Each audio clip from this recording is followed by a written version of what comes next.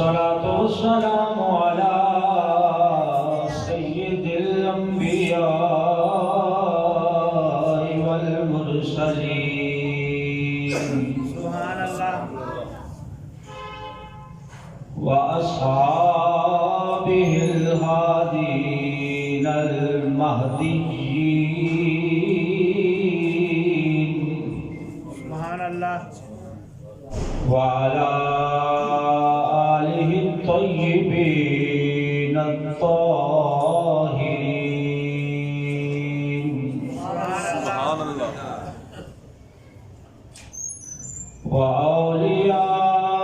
وأولياء ملته وعلماء أمته وأهل سنة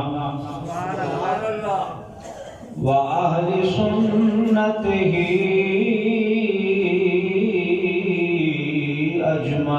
أجمعين سبحان اللہ أما بعد فأعوذ بالله من الشيطان الرجيم سبحان اللہ بسم الله الرحمن الرحيم سبحان اللہ ويؤثرون على أنفسهم ولو كان بهم خصاصة آمنت بالله صدق الله مولانا العظيم سبحان اللہ وصدق رسوله النبي الكريم الأمين الصلاة والسلام عليك يا رسول الله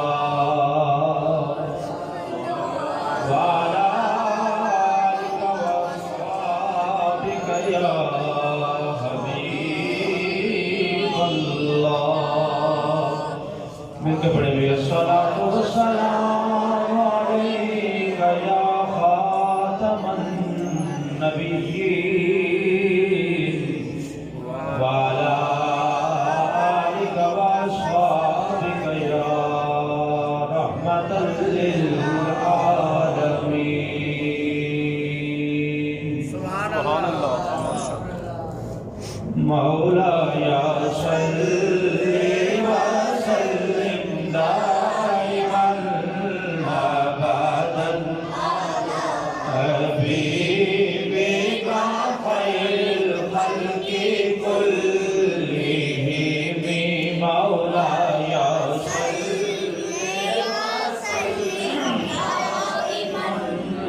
أبدا على حبيبك خير الخلق كلهم سبحان اللہ يا أكرم الخلق ما لي من ألوذ به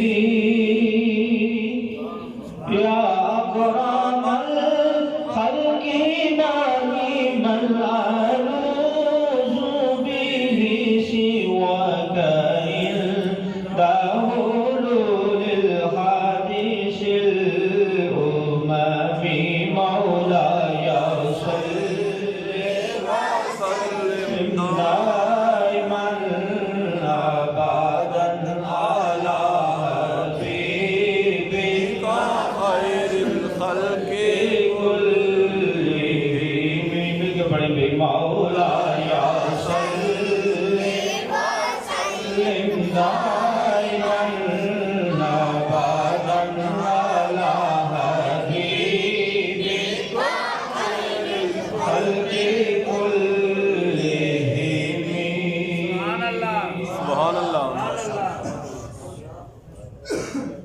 محتشم سامعین حضرات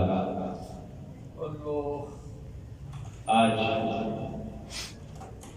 جمعۃ المبارک کے اس عظیم الشان موقع پر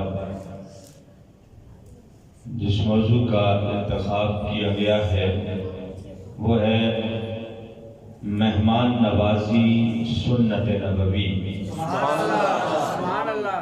گزشتہ جمعہ جس موضوع پر گفتگو ہوئی تھی وہ تھا مشورہ سنت نبوی، اور آج انشاءاللہ العزیز مہمان نوازی سنت نبوی صلی اللہ علیہ وسلم۔ اس موضوع پر ہم قرآن و سنت کی روشنی میں چند باتیں گوش گزار کریں گے۔ دعا ہے اللہ ہمیں عمل کی توفیق عطا فرمائے۔ محتشم سامعین حضرات، جو بندہ بھی اس دنیا میں موجود ہے، ظاہر ہے اس کے تعلقات بھی ہیں، اس کی رشتہ داریاں بھی ہیں، اس کے دوست احباب بھی ہیں، اعزاء و اقربا بھی ہیں۔ جو بھی دنیا میں موجود ہے کسی نہ کسی کے ساتھ اس کا رشتہ محبت موجود ہے، رشتہ تعلق موجود ہے۔ یعنی اگر تعلق موجود ہے تو ظاہر ہے کوئی نہ کوئی اس کا مہمان بھی بنتا رہتا ہوگا، اس کے گھر میں مہمان بھی آتے رہتے ہوں گے۔ اب اگر مہمان گھر میں آ جائے تو ایک طریقہ کار یہ ہے کہ گھر والا ماتھے پہ بٹ چڑھا لے اور عجیب سی اس کی کیفیت بن جائے، اور مہمان گھر آنے پر پریشان ہو جائے، اور خاتون خانہ بھی باتیں کرنا شروع کر دے کہ مجھے کھانا پکانا پڑے گا، مجھے کام کرنا پڑے گا۔ ظاہر ہے مہمان گھر آ گیا ہے، اب اس کو کھانا تو کھلانا ہی ہے، اس کی خدمت تو کرنی ہی ہے، پریشان ہو کے کرے گا، کام تب بھی ہو جائے گا۔ لیکن تب اگر وہ اس طرح کرے گا تو اللہ اسے اجر نہیں عطا فرمائے گا۔ ایسا کرنے والا سنت نبوی سے محروم رہے گا، اور ایسا کرنے والے کو کوئی جزا نہیں ملے گی۔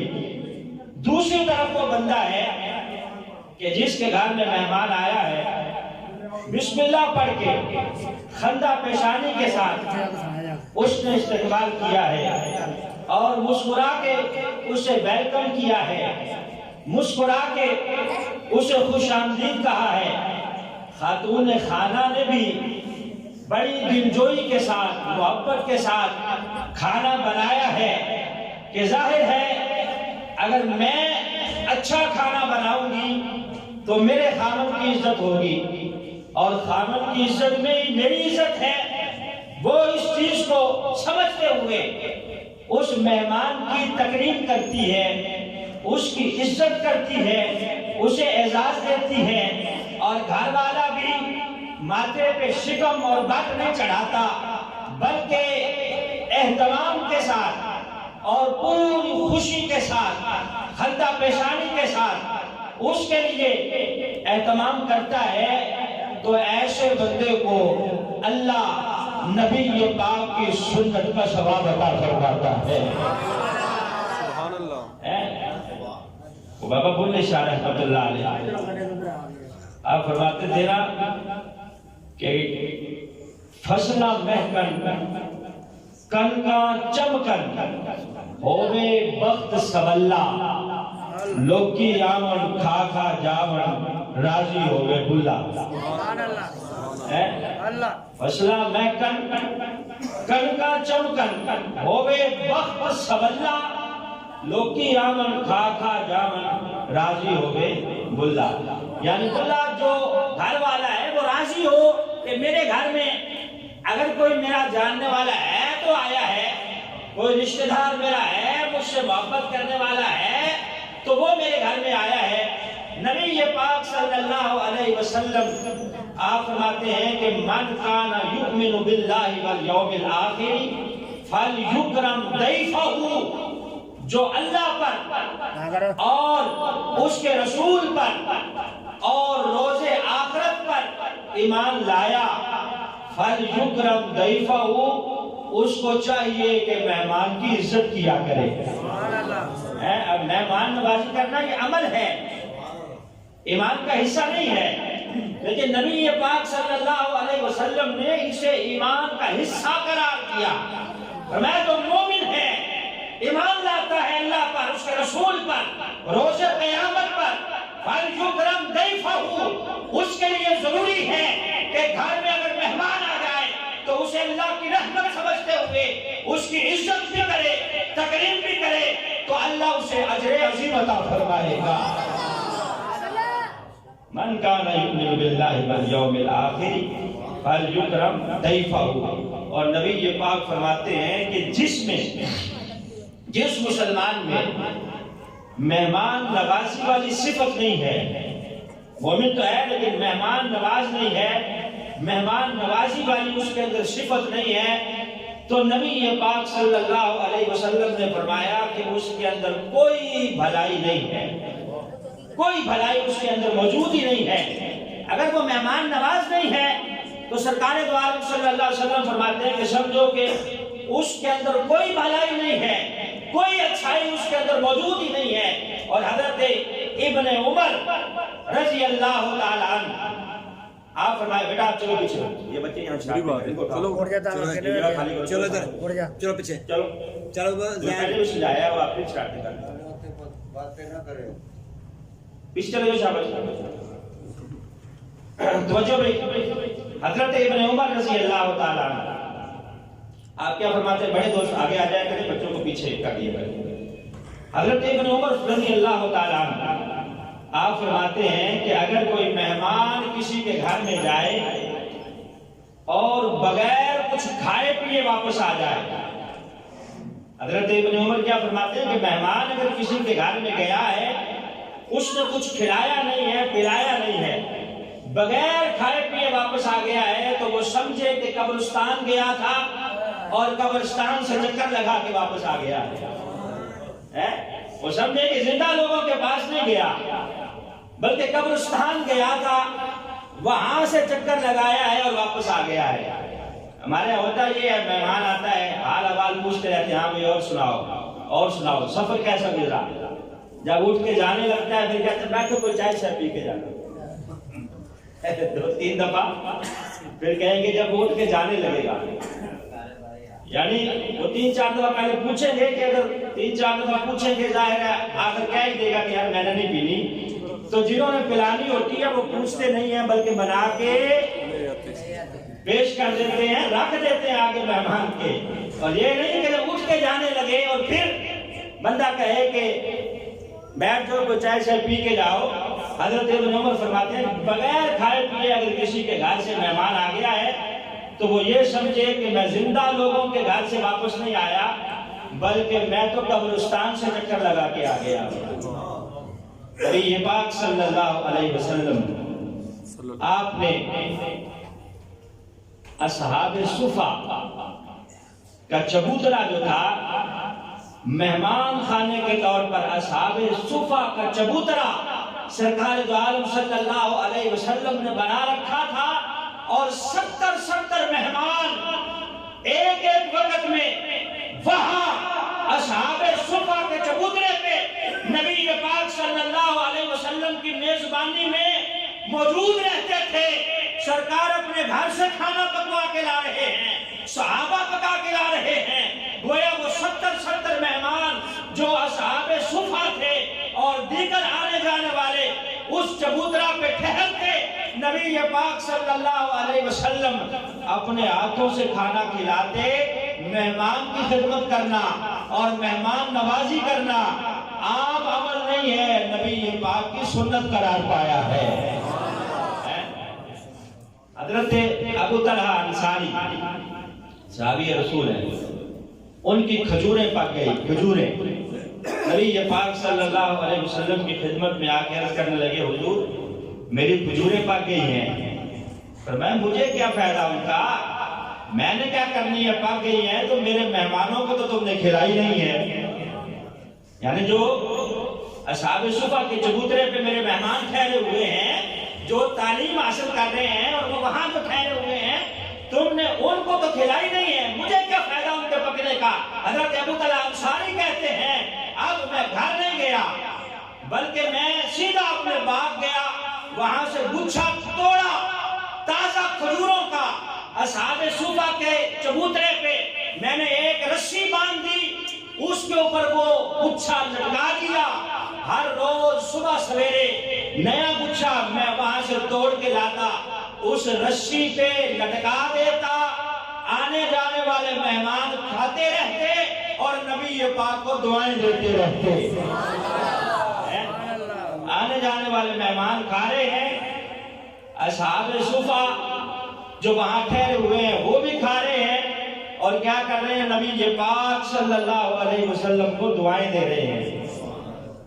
تو مہمان نوازی نبی پاک صلی اللہ علیہ وسلم فرماتے ہیں کہ مہمان جب کسی کے گھر میں آتا ہے، اپنے گھر سے جب چلتا ہے کسی کے گھر جانے کے لیے، مہمان بننے کے لیے، تو اللہ رب العزت حضرت جبرائیل علیہ السلام کی ڈیوٹی لگا دیتا ہے۔ ڈیوٹی کیا ڈیوٹی؟ کہ جس گھر میں اس مہمان نے جا کے ٹھہرنا ہے، اس کے پہنچنے سے پہلے اس کا رزق اس گھر میں پہنچا دیا جائے گا۔ اس گھر میں یہ مہمان بننے والا ہے، اس گھر میں اس کا رزق اس کے پہنچنے سے پہلے پہنچا دیا جائے۔ حالانکہ رزق کی ڈیوٹی کسی اور فرشتے کی ہے، حضرت جبرائیل کی نہیں ہے۔ حضرت جبرائیل تو انبیاء کرام تک اللہ کا پیغام لاتے تھے، وحی لے کے نازل ہوتے تھے، لیکن مہمان نوازی اتنا بڑا عمل ہے کہ اللہ حضرت جبرائیل کی ڈیوٹی لگاتا ہے کہ تم نے مہمان کے پہنچنے سے پہلے اس کا رزق وہاں پہنچانا ہے۔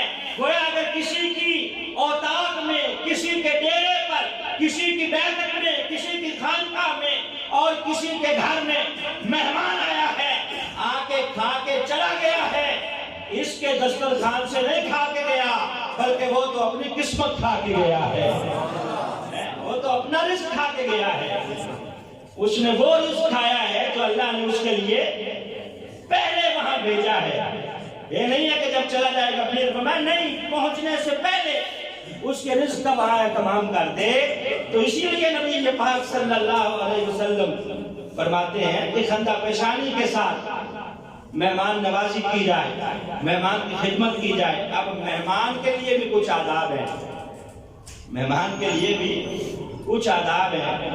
شریعت مطہرہ کہتی ہے کہ 3 دن تک مہمان ہے، 3 دن تک مہمان کو چاہیے کہ وہ ٹھہرے، زیادہ اہل خانہ پر بوجھ نہ بنے، زیادہ بوجھ نہ بنے، 3 دن تک وہاں ٹھہرے۔ یہ نہیں ہے کہ لاؤ لشکر سمیت پیر صاحب مرید کے گھر میں جلوہ افروز ہو گئے ہیں۔ وہ ہمارے استاد فرمایا کرتے تھے کہ ایک پیر صاحب اپنے مریدین کے ساتھ 10-12 مریدوں کے ساتھ جو ہے ایک مرید کے گھر میں ڈیرے لگا لیے، اب 1 دن گزر گیا، 2 دن گزر گئے۔ وہ مرید صاحب جب صبح جاتے ڈیوٹی پر تو پیر صاحب کی خدمت میں عرض کرتے حضور آج قیام رہے گا یا کوچ فرمائیں گے؟ یعنی یہ نہیں کہتے تھے کہ رہیں گے یا چلے جائیں گے، ادب کے ساتھ جناب آج قیام رہے گا یا کوچ فرمائیں گے؟ تو پیر صاحب کہتے بیٹا قیام ہی رہے گا، کوچ نہیں کریں گے۔ اب 4-5 دن گزر گئے، 7 دن گزر گئے، 8واں دن آیا، مرید صاحب نے پھر ڈیوٹی پر جانے سے پہلے پیر صاحب آج قیام رہے گا یا کوچ فرمائیں گے؟ اب بیٹا قیام ہی رہے گا۔ کہا اچھا پھر آپ قیام کریں، ہم نے سامان باندھ لیا ہے، ہم کوچ ہی کریں گے۔ آپ قیام کریں، ہم کوچ کریں گے۔ یہ نہیں طریقہ کار ہونا چاہیے۔ 3 دن نبی پاک صلی اللہ علیہ وسلم نے فرمایا کہ مہمان ہے، اور 3 دن جو مہمان آیا ہے، 1 دن نبی پاک نے فرمایا اس کو عمدہ کھانا اپنی بساط کے مطابق بنا کے پیش کیا جائے۔ 1 دن کا مطلب ہے 1 دن 3 ٹائم کا کھانا اپنی بساط کے مطابق اعلیٰ قسم کا اس کو کھلایا جائے، اور دوسرے دن نبی پاک فرماتے ہیں جو گھر میں روٹین سے پکا ہے وہی اس کو پیش کر دیا جائے، اور تیسرے دن بھی جو روٹین سے پکا ہے وہی پیش کر دیا جائے۔ سرکار فرماتے ہیں کہ اگر مہمان 4تھے دن بھی ٹھہرا ہوا ہے، 3 دن تو اللہ مہمان نوازی کا اجر عطا فرمائے گا، چوتھے دن بھی اگر مہمان رکا ہوا ہے، اب بھی گھر والا خدمت کر رہا ہے، کھانا کھلا رہا ہے، تو اللہ اس میزبان کو صدقے کا ثواب عطا فرمائے گا۔ 3 دن سے زائد بھی اگر ٹھہرا ہوا ہے تو اللہ اسے صدقے کا ثواب عطا فرمائے گا۔ گھر والے کو یہ تو نہیں چاہیے کہ اس کو کہیں کہ اب تشریف لے جائیں، بلکہ اللہ اسے اجر ڈبل کر دیتا ہے، مہمان نوازی کا اجر بھی ہے، اور اس کو کھلانے پہ اللہ صدقے کا ثواب بھی عطا فرماتا ہے۔ اور پھر بعض مہمان بڑے مفاٹ ہوتے ہیں کہ یہ تم نے کیا بلاتی مرغا پکا لیا ہے، بلائلر نے تو میں کھاتا ہی نہیں ہوں، دیسی بنانا چاہیے تھا، اگر دیسی کھانا تو بھائی گھر سے پکا کے لے آتے ہیں۔ گجرا والے سے مولوی صاحب ہمارے یہاں ایک آئے تھے، انہوں نے فون کر دیا جی دیسی مرغ ہو، دیسی مرغ دیسی گھی میں پکا کر بہترین قسم کا کالی مرچ ڈال کر میرے پہنچنے سے پہلے شوربے والا تیار کر کے رکھنا، پہلے ہم کھانا نوش فرمائیں گے پھر تقریر کریں گے۔ یہ تکلفات ہیں۔ اگر آپ نے دیسی مرغ کھانا ہے تو بھائی ساتھ ہی آپ پکوا کے لے آئیں، یہاں ہم برتنوں میں ڈال دیں گے اور کھا لینا۔ تو تکلفات میں گھر والوں کو نہ پڑنے دیں، گھر والوں کو تکلیف میں مبتلا نہ کریں۔ سنت نبوی یہ ہے کہ مہمان کے آگے جو رکھا گیا ہے اس کو کھائے ٹھنڈا پیشانی کے ساتھ۔ سب سے پہلے جس نے مہمان نوازی کی ترغیب ڈالی اور مہمانوں کی خدمت کی وہ حضرت ابراہیم علیہ السلام ہے۔ اللہ فرماتا ہے قرآن میں حال عطا کا حدیث ضیف ابراہیم المکرمین، محبوب آپ تک حضرت ابراہیم کے معزز مہمانوں کی خبر نہیں پہنچی؟ معزز مہمان یعنی گھر والا اگر معزز ہے تو مہمان بھی معزز ہی آئیں گے۔ اللہ فرماتا ہے ابراہیم کے معزز مہمانوں کی تم تک خبر نہیں پہنچی؟ اب کیا خبر تھی؟ حضرت ابراہیم بڑے مہمان نواز تھے، آپ نے اپنے گھر کے ساتھ ایک بہت بڑا مہمان خانہ تیار کر رکھا تھا۔ نبی پاک صلی اللہ علیہ وسلم فرماتے ہیں کہ جو بندہ اپنے گھر کی زکوٰۃ نکالنا چاہے تو اس کو چاہیے کہ گھر کے ساتھ مہمان خانہ بھی بنائے۔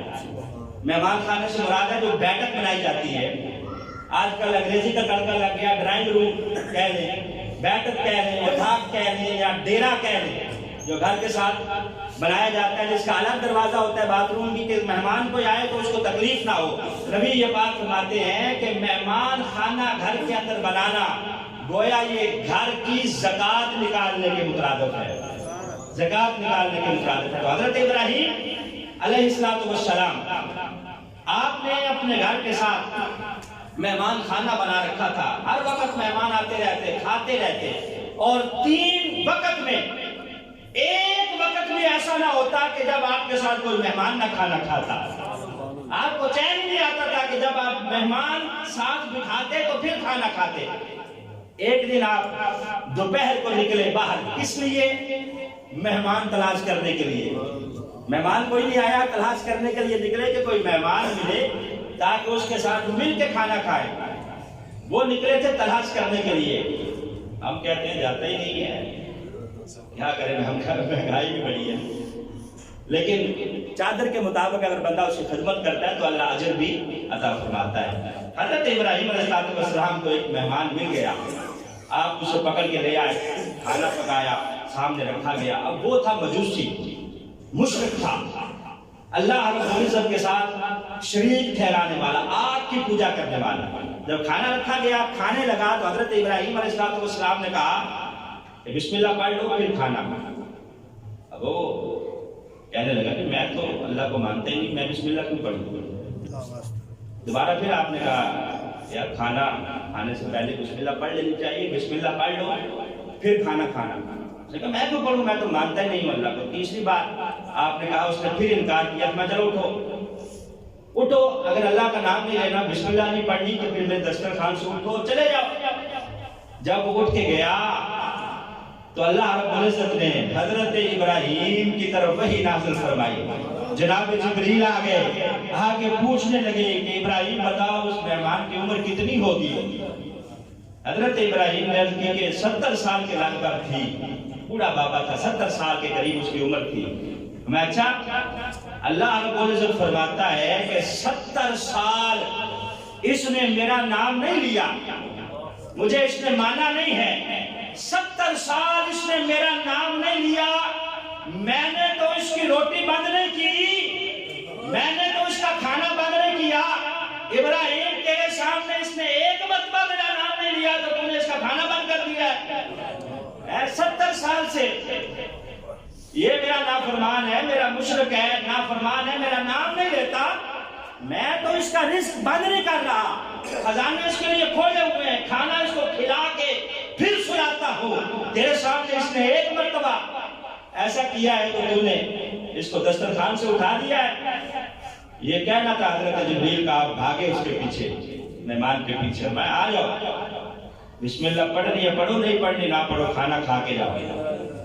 کہا جناب اب تو ہم نہیں کھائیں گے، بتاؤ آپ نبی ہیں، ہمارے پیچھے بھاگ کے کیوں آئے ہیں، اس میں راز کیا ہے، راز کیا ہے؟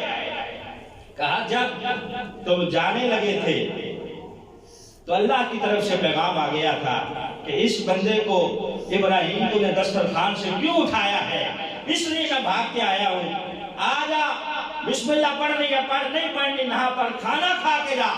اس نے کھانا کھایا، کھانا کھانے کے بعد کہنے لگا وہ تمہارا رب جو اتنا بندوں کا خیال رکھتا ہے اور تمہیں مجھ جیسے مشرکوں کی بھی مہمان نوازی کا حکم دیتا ہے، جلدی کرو مجھے بھی اپنا کلمہ پڑھا کے ابراہیم بھی دین کے اندر داخل کر لو۔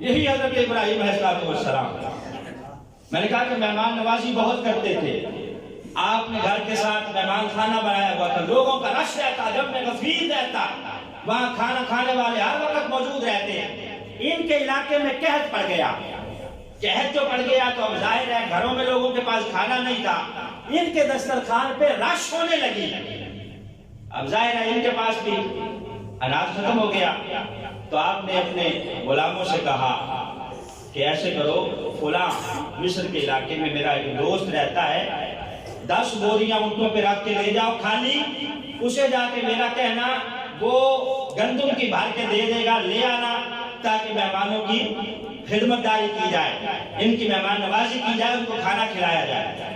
اب وہ مہمان سارے بیٹھے ہیں ان کے سامنے، وہ 10 بوریاں اونٹوں پہ جو ہے خالی رکھ کے غلام لے کے چلے گئے۔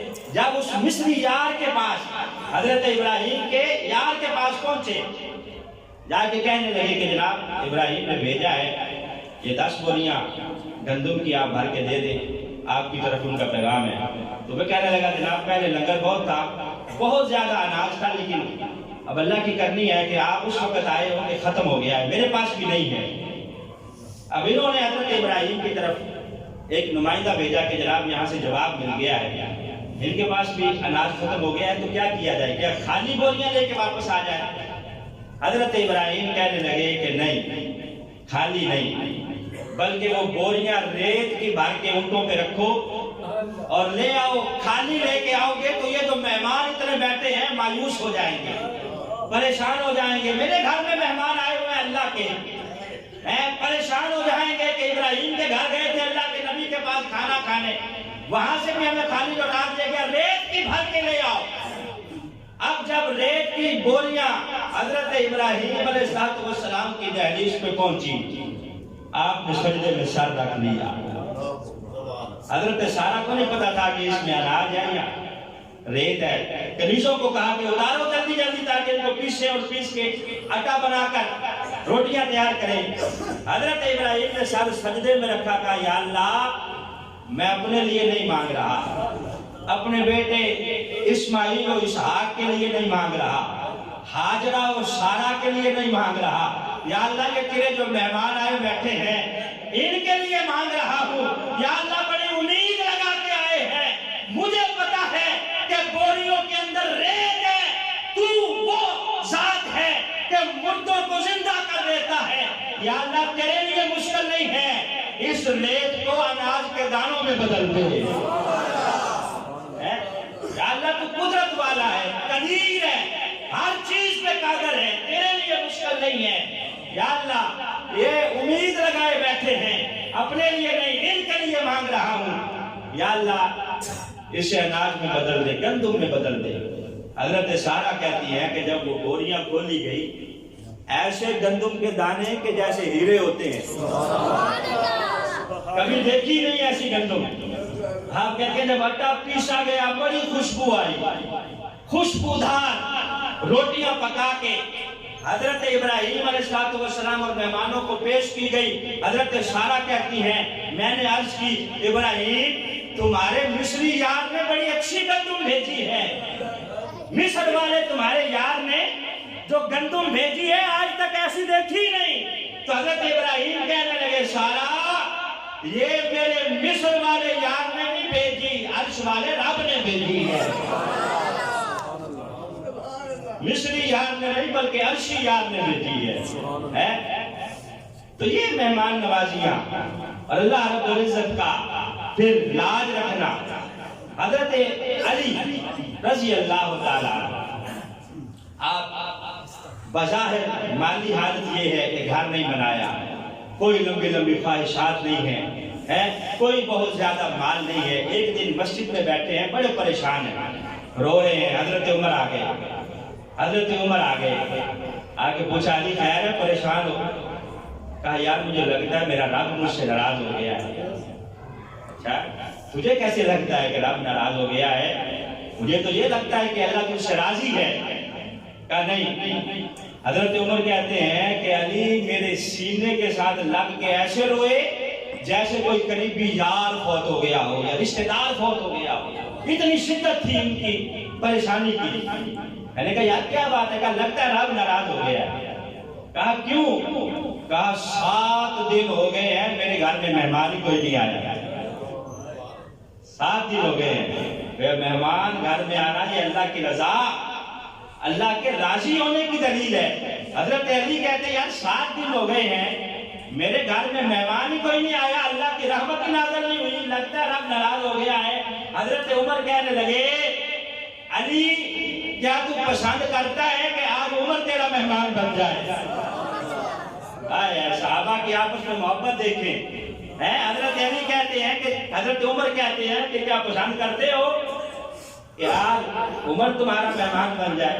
حضرت علی نے حضرت عمر کو مہمان بنایا کیونکہ گھر میں کوئی مہمان ہی نہیں آیا تھا۔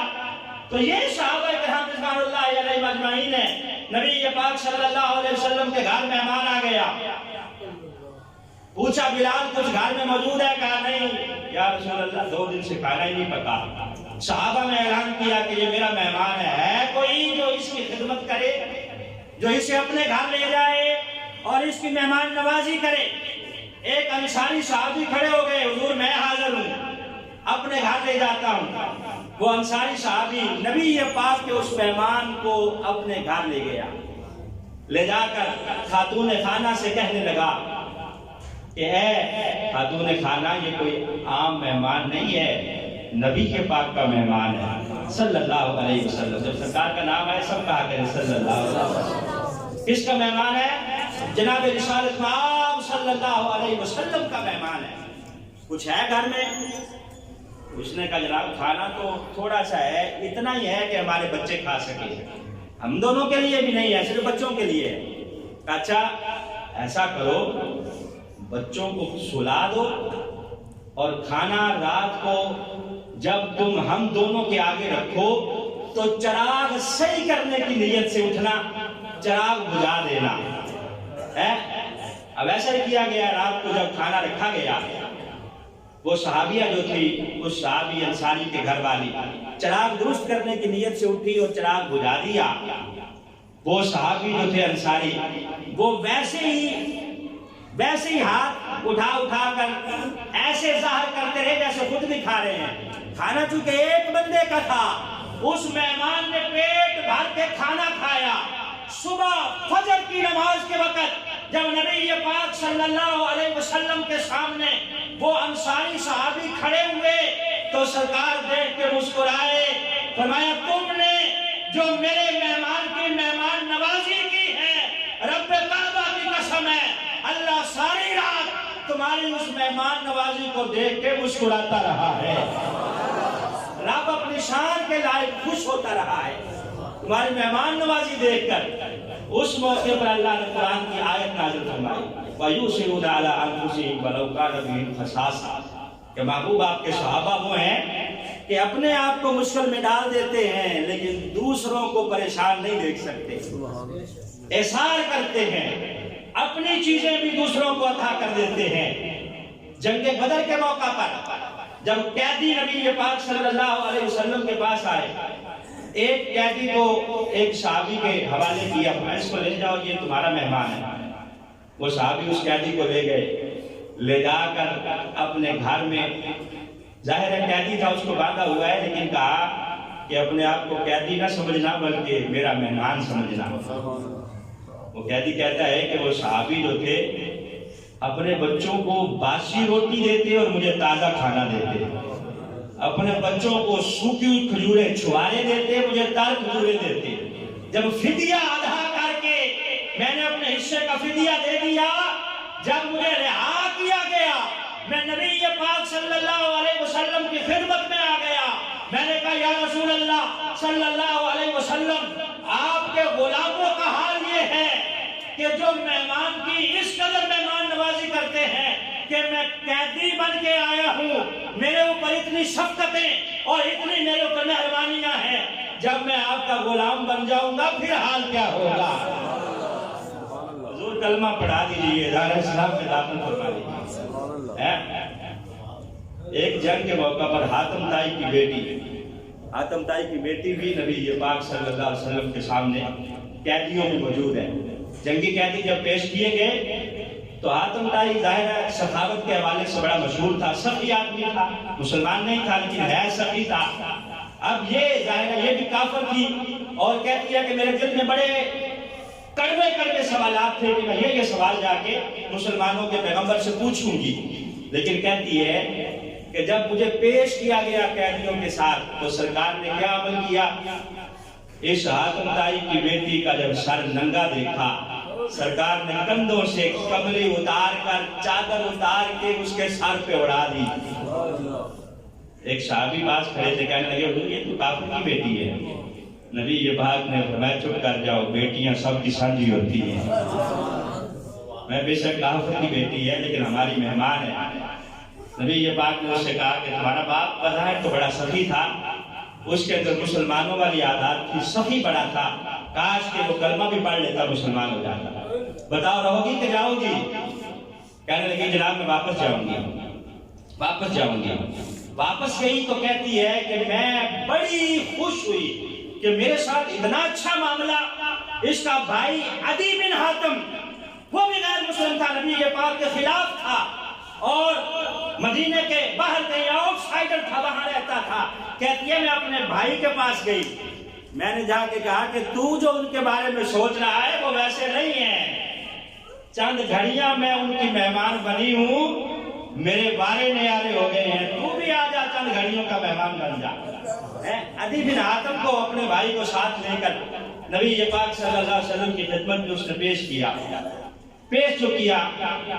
تو اس نے جب سرکار دو عالم صلی اللہ علیہ وسلم کا چہرہ و دعا دیکھا، نبی پاک کا آنا اور جانا دیکھا، سرکار کا نمازیں پڑھانا دیکھا، حضرت بلال کے ساتھ شفقتیں دیکھی، حضرت سلمان کے ساتھ برتاؤ دیکھا، حضرت صہیب رومی کے ساتھ محبتیں دیکھی، اخلاق دیکھا، تو وہ کہنے لگا کہ بہن تو چند گھڑیوں کی مہمان بنی تھی، ان کی ہو کے رہ گئی ہے، میں بھی چند لمحوں کا مہمان بنا ہوں، جانے کو دل نہیں کرتا۔ سرکار نے فرمایا عدی بن حاتم جاتے کیوں نہیں؟ کہا حضور جو جہاں آتا ہے وہ جانے کے لیے نہیں آتا، ہمیشہ کے لیے آپ کا غلام بننے کے لیے آتا ہے۔